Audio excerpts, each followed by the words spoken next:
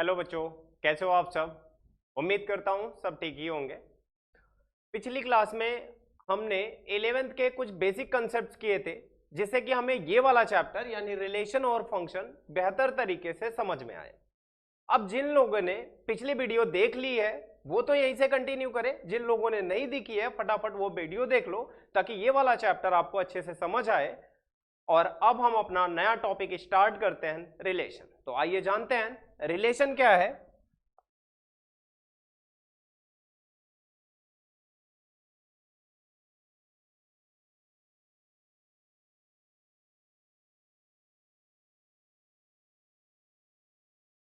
आइए तो शुरू करते हैं। रिलेशन क्या है, पहले डेफिनेशन पढ़ लो आप।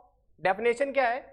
Late A and B any two sets, let A and B any two sets, कैसे sets? Non empty sets, then any subset of A cross B, means any subset of A cross B is called relation R from set A to set B.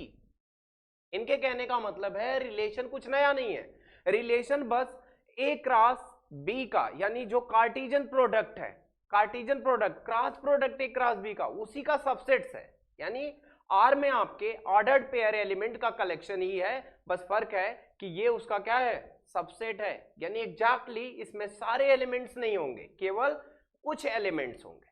तो समझते हैं कि वो कुछ elements हम कैसे assign करेंगे। एग्जांपल ले लेते हैं। एग्जाम्पल ले लो आप, एक सेट का एग्जाम्पल लेता हूं मैं।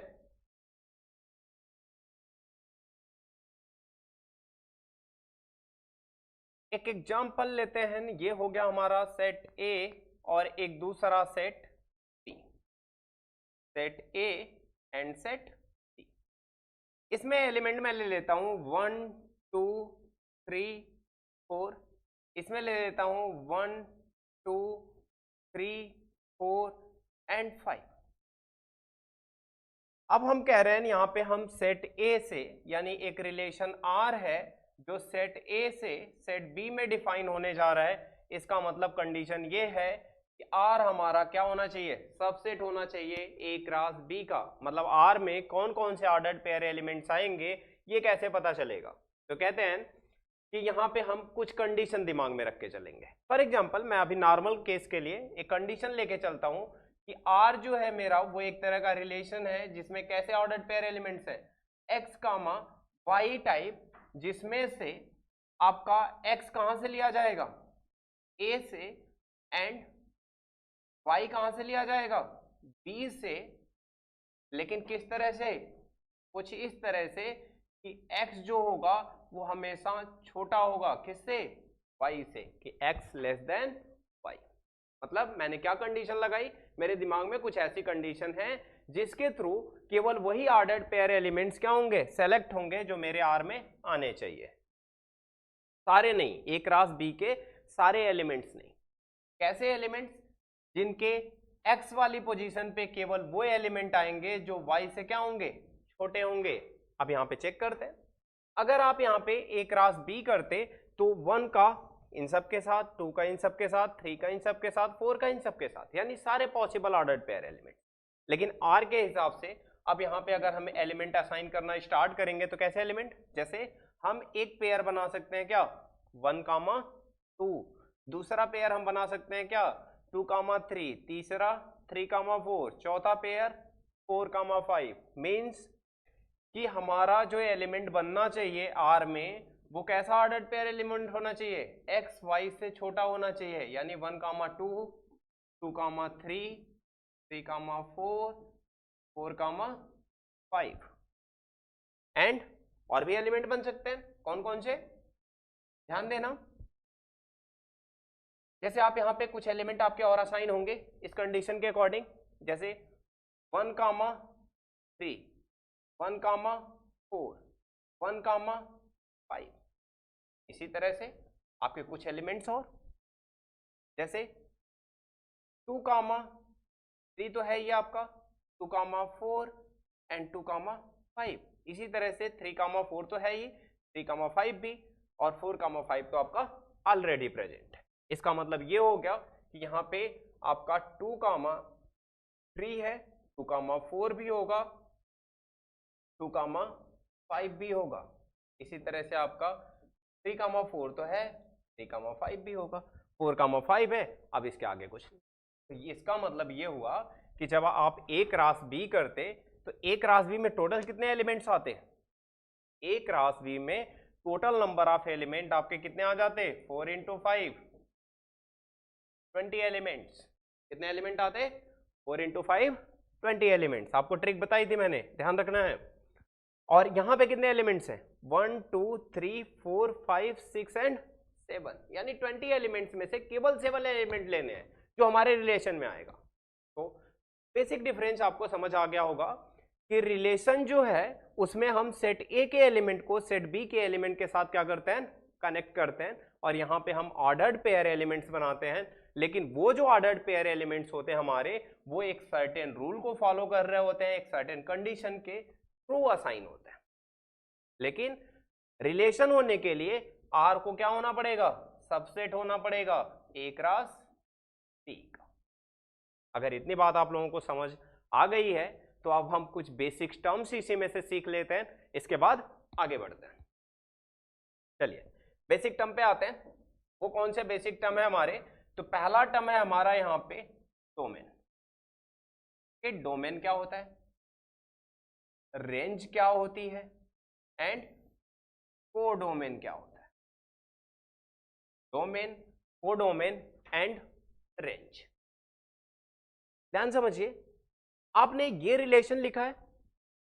हम जो है यहां पे डोमेन के लिए हम कौन सा एलिमेंट सेलेक्ट करेंगे? डोमेन के लिए हम जाएंगे हर ऑर्डर्ड पेयर एलिमेंट का पहला एलिमेंट, यानी x जो होगा हमारा वो क्या होगा? डोमेन होगा।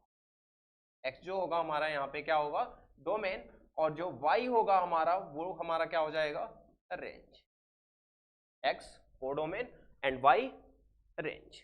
इसका मतलब ये हुआ कि हम सेट ए के केवल वही एलिमेंट लेंगे जो हमारे क्या हैं? ऑर्डर्ड पेयर में शामिल हैं। जैसे 1 2 3 4, बस यही एलिमेंट, यानी 1 2 3 4। तो हमारा क्या हो गया?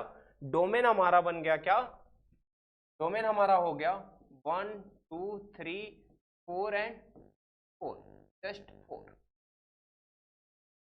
अब यहां ध्यान देना आपको कि सेट ए में और भी एलिमेंट होते अगर, और वो सेट बी से लिंक नहीं होते, तो ध्यान रखेंगे हम वो डोमेन में नहीं लिखेंगे, केवल उन्हीं एलिमेंट को लिखेंगे जो किसी न किसी एलिमेंट के साथ क्या होंगे? लिंक्ड होंगे। या ओवरऑल आर में देखना कि वो सारे ऑर्डर्ड पेयर का पहला एलिमेंट हमारा क्या होगा? डोमेन होगा। दूसरी बात, रेंज क्या होता है? तो रेंज के लिए हम दूसरा एलिमेंट यानी वाई, तो हम रिलेशन के सारे ऑर्डर्ड पेयर के दूसरे एलिमेंट जो होंगे हम उन्हें पिक कर लेंगे और वो हमारा रेंज हो जाएगा।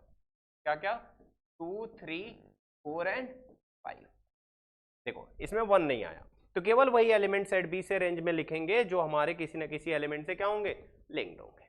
जब कोडोमेन की बात आएगी तो कोडोमेन की बात करेंगे तो कोडोमेन में पूरा सेट बी लिखेंगे। कौन सा एलिमेंट असाइन है, कौन सा नहीं है, ये बात मैटर नहीं करती, पूरा का पूरा सेट बी हमारा क्या होगा? कोडोमेन।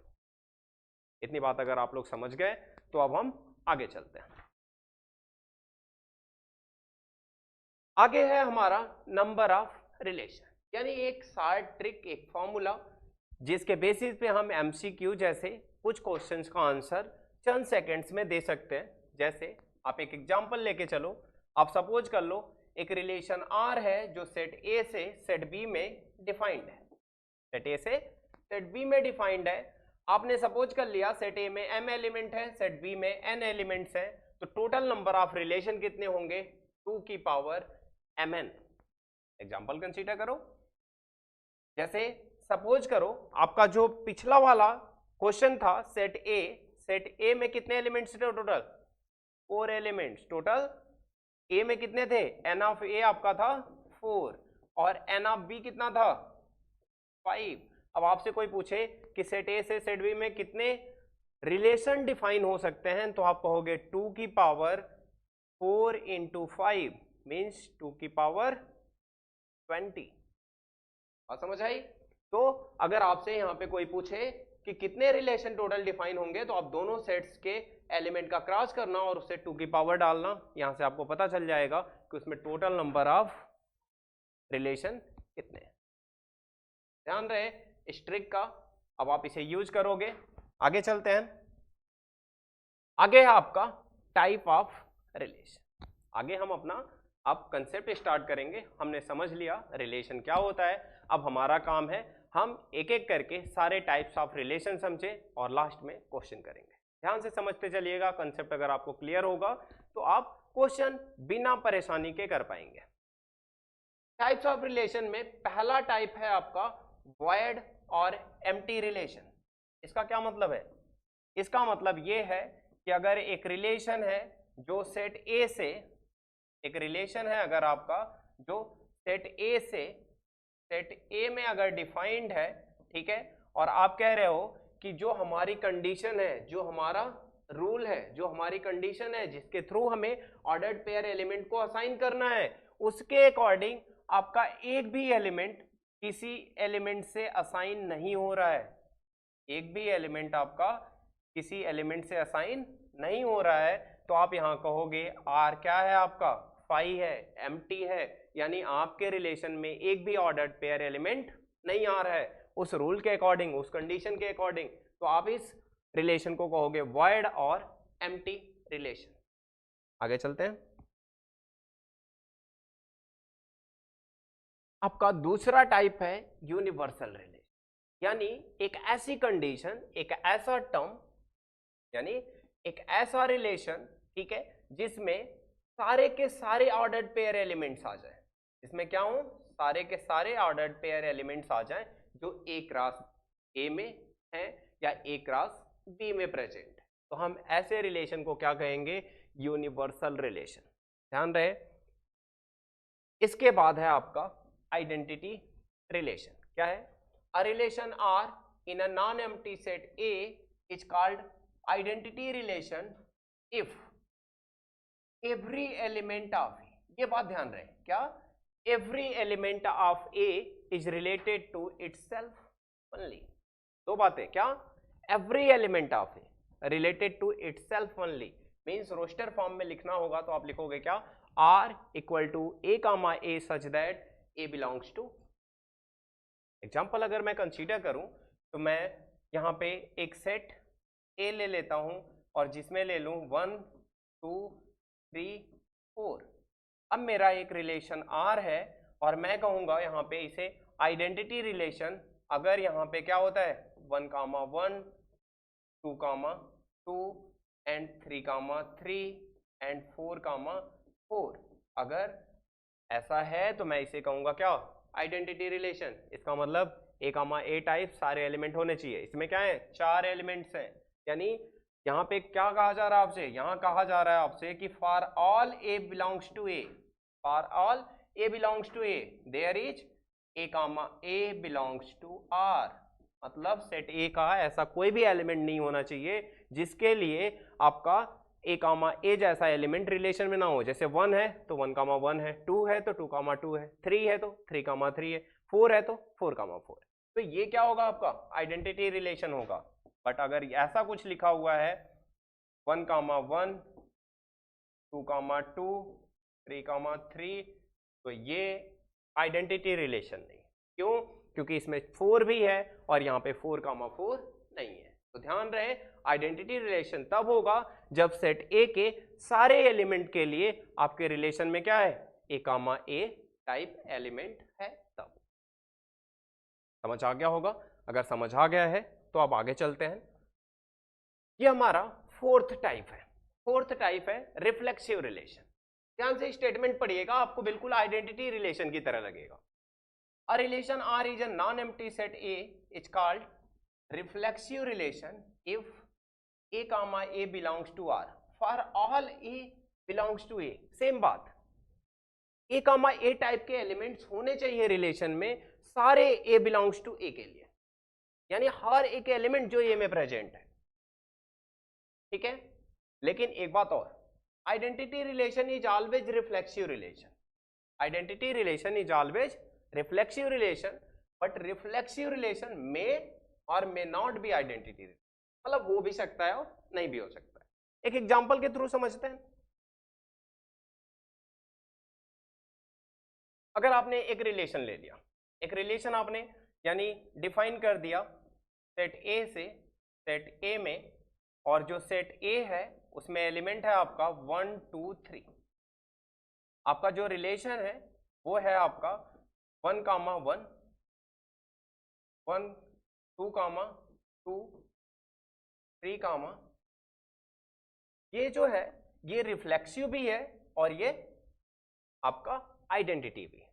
आइडेंटिटी होने के लिए क्या कंडीशन होनी चाहिए कि सेट ए के हर एक एलिमेंट के लिए ए कामा ए टाइप एलिमेंट होना चाहिए, जो कि 1 कामा 1 2 कामा 2 और 3 कामा 3 है। बात कंफर्म हो गई, आइडेंटिटी है। रिफ्लेक्सिव होने के लिए हर एक एलिमेंट के लिए ए कामा ए होना चाहिए, वो भी है, ये रिफ्लेक्सिव भी है और आइडेंटिटी भी है। बट अब समझते हैं, अगर आपका यहाँ पे एक रिलेशन लिखा हुआ है 1 कामा 1 2 कामा 2 3 कामा 3 और देन 1 कामा, अब ध्यान देना इसमें रिफ्लेक्सिव की ये कंडीशन है कि जितने भी एलिमेंट सेट ए में है उन सब के लिए ए कामा ए होना चाहिए। 1 कामा 1 2 कामा 2 3 कामा 3 है, कंडीशन फुलफिल हो गई रिफ्लेक्सिव की, मींस ये रिलेशन रिफ्लेक्सिव है। ये लिमिट नहीं लगाता कि इसके अलावा एलिमेंट नहीं हो सकता, लेकिन आइडेंटिटी रिलेशन लिमिट लगाता है कि ऐसे एलिमेंट्स के अलावा कोई दूसरा एलिमेंट प्रेजेंट नहीं होना चाहिए, जैसे कि इसमें 1 कामा 2 है, जबकि रिफ्लेक्सिव ऐसा नहीं कहता।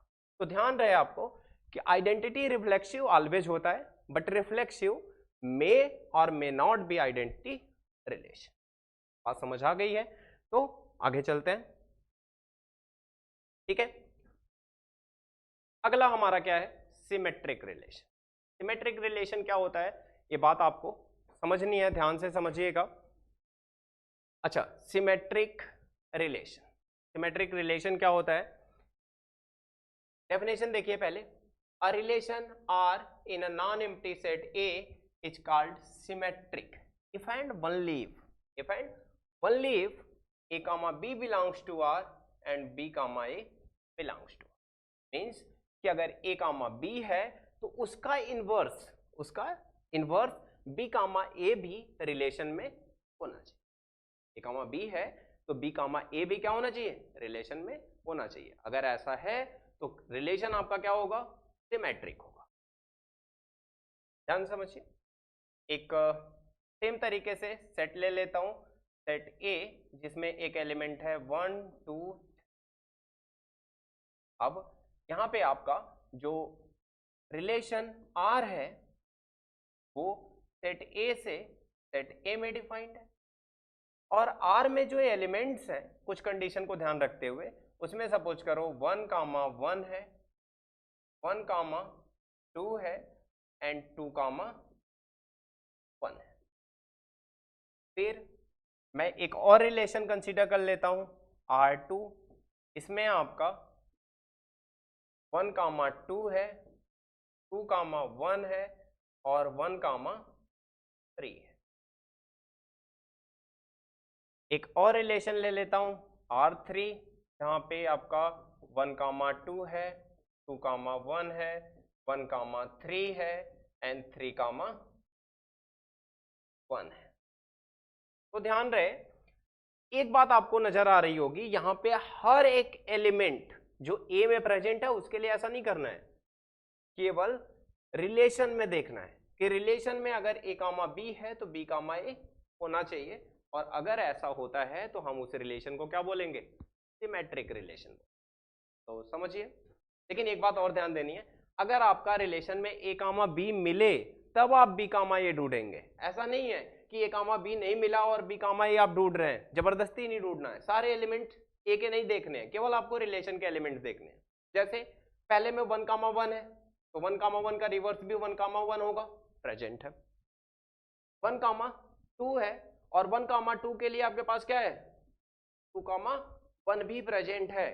1 कामा 2 के लिए 2 कामा 1 प्रेजेंट है, यानी इस रिलेशन में आप कह सकते हो कि 1 comma 2 belongs to R, then 2 comma 1 also belongs to R। इसका मतलब ये आपका क्या है? सिमेट्रिक है। और अगर ये सिमेट्रिक है तो देन थर्ड चेक करते हैं। अब जैसे ऐसा नहीं ढूंढोगे कि इसमें 2,3 नहीं है, 3,2 नहीं है, नहीं, जो एलिमेंट होंगे केवल वही ढूंढना है।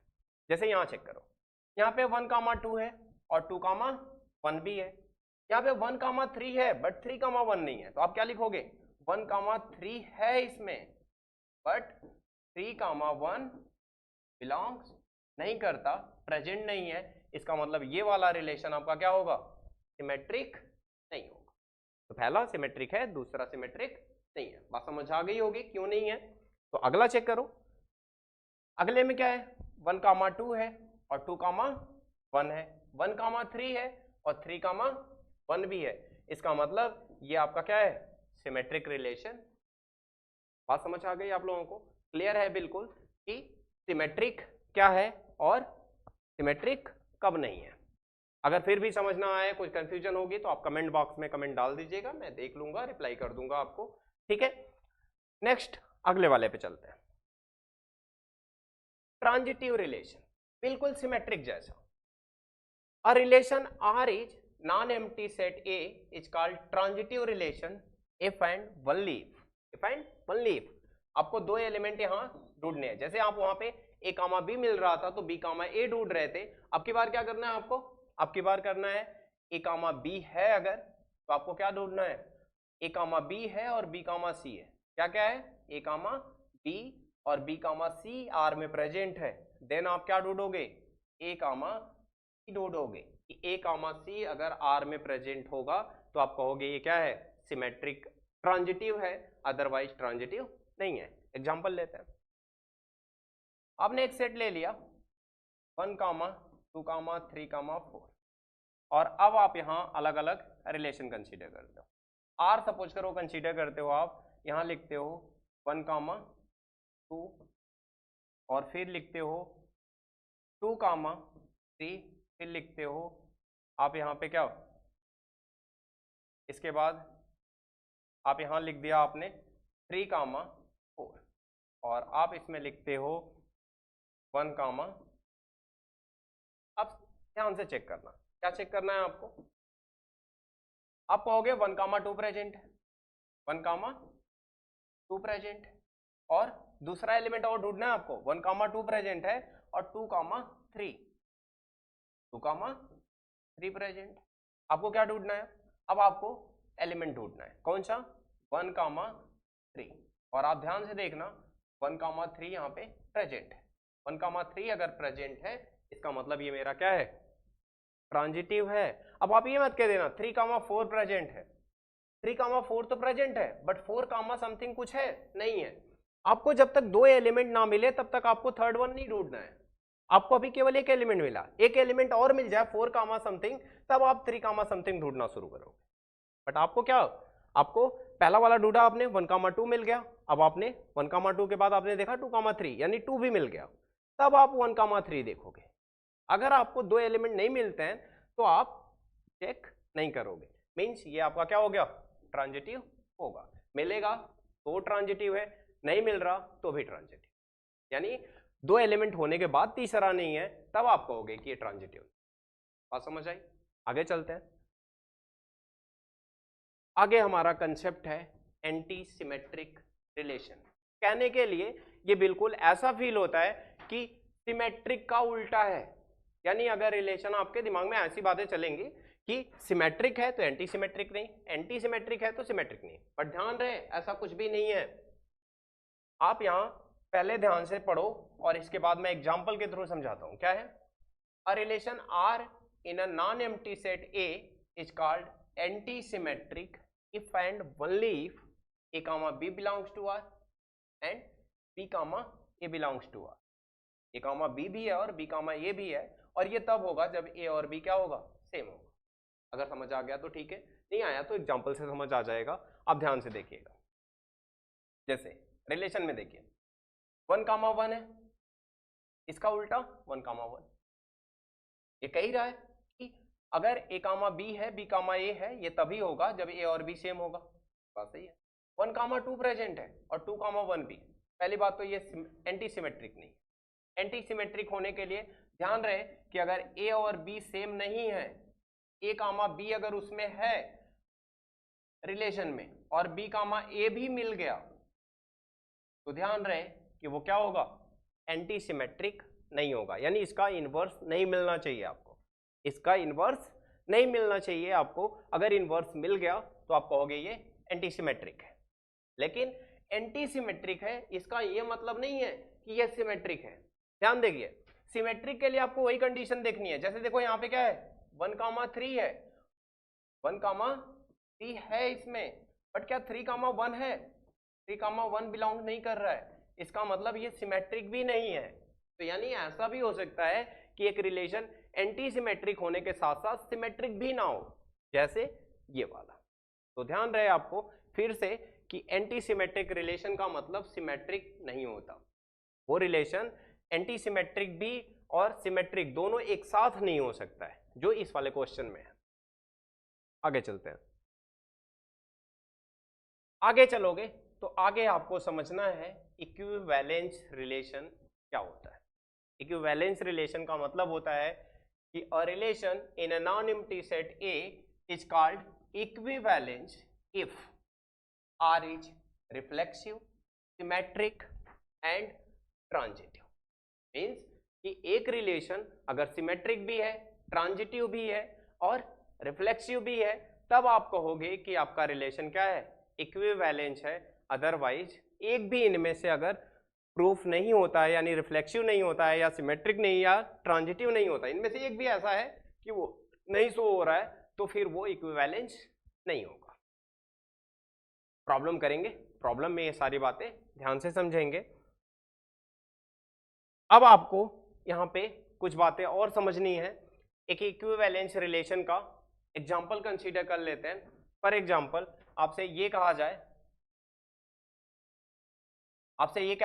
कि एक रिलेशन आर है जिसमें x comma y such that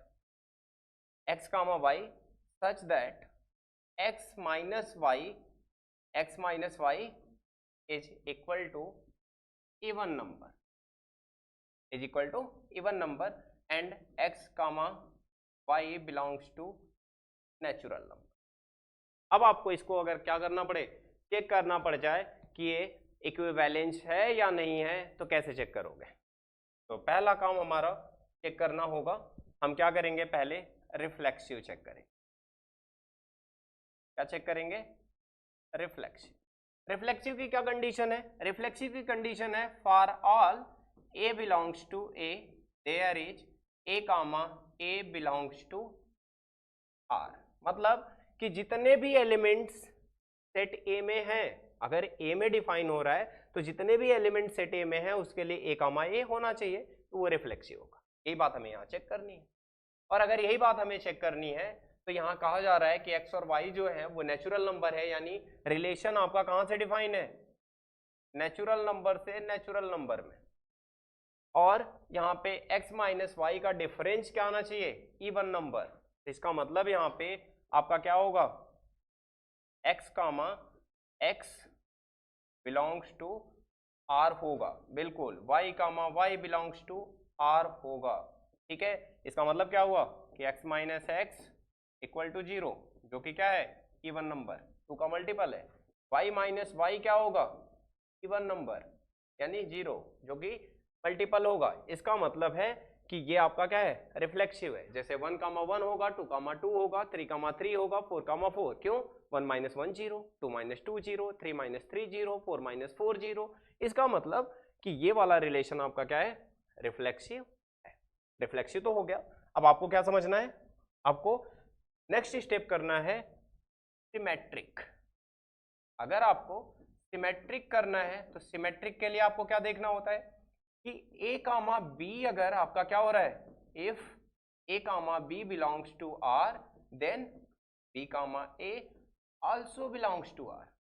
तो समझिए, फॉर एग्जांपल अगर मैं ये कह रहा हूं यहाँ पे a comma b belongs to r, इसका मतलब a माइनस b जो है वो क्या है, इवन नंबर है। तो देन b माइनस a भी क्या होगा, इवन नंबर होगा। इसका मतलब कोई भी ऑर्डर पेयर एलिमेंट्स, लाइक जैसे मैं 2,4 ले लूं, 2 माइनस 4 इवन नंबर होगा, 4 माइनस 2 भी क्या होगा, इवन नंबर होगा। इसका मतलब ये सिमेट्रिक भी है साथ साथ। अब बात है हमें क्या प्रूव करने की, ट्रांजिटिव। ट्रांजिटिव प्रूव करना है आपको, तो ट्रांजिटिव प्रूव कर लीजिए। ट्रांजिटिव के लिए हमें क्या चेक करना होता है, ट्रांजिटिव के लिए आपको एक बात ध्यान रहे, ट्रांजिटिव आप कैसे प्रूव करोगे, अगर कंडीशन याद है आपको ट्रांजिटिव की, क्या है ट्रांजिटिव की कंडीशन, कि if a comma b belongs to R and b comma c belongs to R, then a comma c should belongs to R। Check कर लेते हैं हमारी कंडीशन क्या है। हमने यहाँ पे ये कह दिया कि a माइनस b जो है वो क्या है, इवन नंबर है, b कामा c भी हमारा क्या होगा, इवन नंबर है। यानी हम दो ढूंढ लेते हैं, हमें तीसरा ढूंढना है। यानी a माइनस बी हमारा इवन नंबर है, b माइनस सी हमारा इवन नंबर है, और इस इवन नंबर को हम कंसीडर कर लेते हैं 2k, इसे कंसीडर कर लेते हैं सपोज करो 2t। तो यहाँ पे बात चल रही है क्या कि a कामा सी भी हमारा क्या होना चाहिए, r होना चाहिए। a कामा सी भी r होना चाहिए, तो हम इन दोनों का क्या कर लेते हैं, सम कर लेते हैं। Like a minus B plus b minus, इसका सम हो जाएगा 2k plus 2t, means 2 times k plus t। तो यहाँ पे क्या हो जाएगा आपका overall a minus B, b minus C, a minus B and b minus C. तो मीन्स आपका यहाँ पे क्या आ जाएगा, a minus C equal to 2 times a plus T. Means a minus C भी हमारा 2 का क्या है, मल्टीपल है। यानी a माइनस सी हमारा 2 है, यानी इवन नंबर है। इसका मतलब a कामा सी भी हमारा क्या होगा, R में प्रेजेंट हो। a कामा सी भी अगर R में प्रेजेंट होगा, इसका मतलब हमारा रिलेशन क्या होगा, ट्रांजिटिव भी होगा। तो हमारा रिलेशन क्या हो गया, रिफ्लेक्सिव भी है, सिमेट्रिक भी है, ठीक है, क्योंकि इनका डिफरेंस क्या है, इवन नंबर। ऑर्डर चेंज करने से माइनस साइन आता है, और माइनस साइन होने से ये बात नहीं हुई कि वो इवन नहीं होगा। और नेक्स्ट हमारा ट्रांजिटिव भी है, कि दो नंबर का डिफरेंस इवन है, दो नंबर का डिफरेंस इवन है, तो उनका सम भी क्या होगा, इवन ही होगा। और ये हमारा क्या हो गया, ट्रांजिटिव। तो इसका मतलब ये रिलेशन हमारा क्या है, इक्विवेलेंस रिलेशन है। तो इक्विवेलेंस रिलेशन आप लोगों को समझ आ गया होगा। अब हमारा अगला कंसेप्ट होगा इक्विवेलेंस क्लास। तो आइए समझते हैं इक्विवेलेंस क्लास होता क्या है और इसे कब निकालते हैं। इक्विवेलेंस क्लास आपका क्या होता है, इक्विवेलेंस क्लास के लिए आप पहले डेफिनेशन देख लो क्या है। Let R be an equivalence class, equivalence relation on a non empty set A, let A belongs to A, then equivalence class of A denoted by this। मतलब कि आपको इक्विवेलेंस क्लास तब निकालनी है जब ऑलरेडी आपका रिलेशन क्या हो, इक्विवेलेंस रिलेशन हो। और इसको डेनोट कैसे करते हैं, जिसका निकालना होगा जिस एलिमेंट का इक्विवेलेंस क्लास, उसे स्क्वायर ब्रैकेट में लिखेंगे। डेफिनेशन क्या है इसकी, यानी होता क्या है ये, तो कहता है it is defined as the set of all those point of A which are related to A under the condition R, या अंडर द कंडीशन आर, या अंडर द रिलेशन आर। समझने के लिए मैं एक एग्जांपल ले लेता हूं। एग्जांपल आपका कुछ इस तरह से कि R equal to A comma B, एक रिलेशन है जिसमें ordered pair elements A comma B इस तरह से है कि ए बी आपका belongs to natural number and A minus B equal to even number. एक रिलेशन है जिसमें ordered pair element A comma B है, ए कामा बी क्या है, नेचुरल नंबर है, और a माइनस बी का डिफरेंस हमेशा क्या आना चाहिए, इवन नंबर आना चाहिए। ऐसे हमारे ऑर्डर्ड पेयर एलिमेंट्स यहाँ पे है रिलेशन, ठीक है। आइए समझते हैं कि इक्विवेलेंस क्लास क्या होती है। अगर आपसे किसी ने कह दिया कि वन इक्विवेलेंस क्लास क्या होगी, equivalence class of one, equivalence class of two, तो कैसे निकालना आपको, आपका रिलेशन जो डिफाइंड है वो नेचुरल नंबर से कहां पे, नेचुरल नंबर।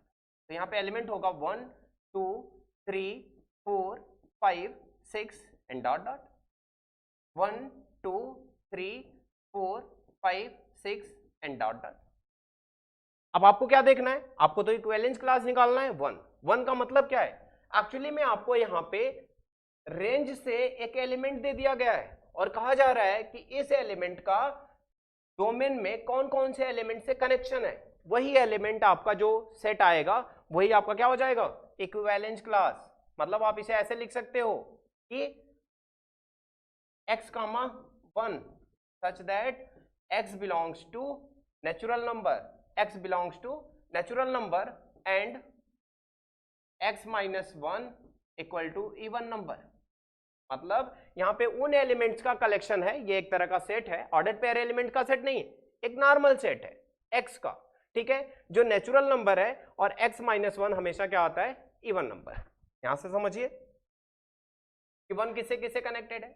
आपको ध्यान रखना है x माइनस 1 क्या आना चाहिए, इवन नंबर, और x कहां से लेना है, डोमेन से। तो आप 1 किससे कनेक्टेड होगा, 1 से, यानी 1 माइनस 1 क्या आएगा, 0, इवन नंबर। 2 माइनस 1 1 आएगा, ऑड नंबर।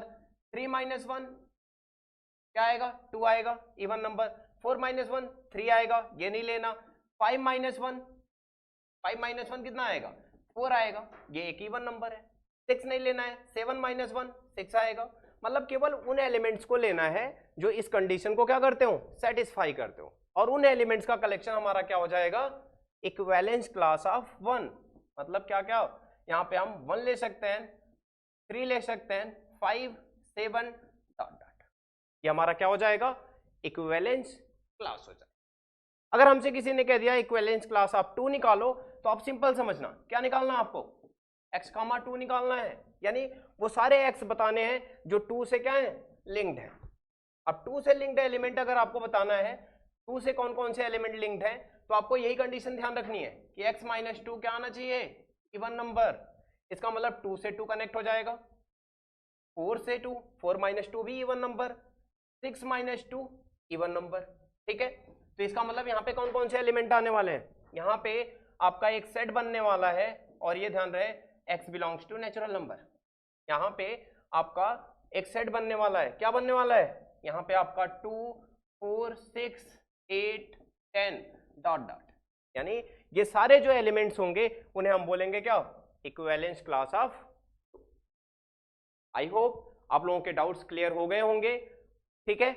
अब आप लोगों के सारे कंसेप्ट रिलेशन के खत्म हो गए, आप इसे ढंग से रिवाइज कर लीजिए, ताकि हम जब अगले क्लास में PYQs के साथ मिले तो आपके पास सारे कंसेप्ट्स की प्रिपरेशन हो और पूरा कंसेप्ट आपको अच्छे से समझ आए, हर सिंगल क्वेश्चन आप अटेम्प्ट कर पाओ। तो मिलते हैं अगली वीडियो में, तब तक के लिए बाय बाय।